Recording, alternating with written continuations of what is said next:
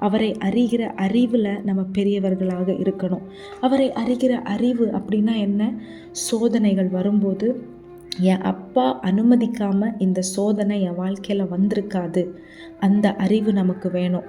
ஒரு கடினமான ஒரு பாதையில் நம்ம போகிறோன்னா, என் அப்பா இது அனுமதிச்சனால தான் இந்த பாதையில் நான் போயிட்டுருக்கிறேன், இந்த பாதை நிரந்தரம் கிடையாது. என் அப்பா என் டைம் வரும்போது என் சூழ்நிலைகளையே மாற்றுவார். இதுதான் அவரை அறிகிற அறிவு. ஏசப்பாவை நம்ம குறுகிய மனப்பான்மையோடையே பார்க்கக்கூடாது. அவர் பெரியவர். நம்மளுடைய எண்ணங்களை காட்டிலும் அவர் பெரியவர்.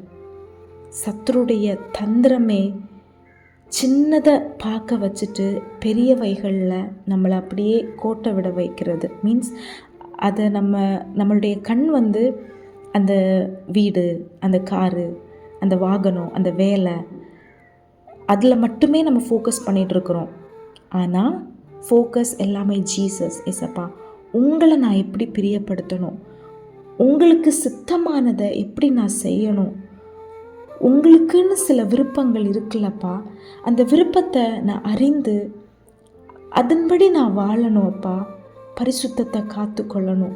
நீங்கள் சொல்கிற இடத்துக்கு நான் போகணும். நீங்கள் போகாதேன்னு சொன்ன அந்த இடத்துக்கு நான் போகக்கூடாது.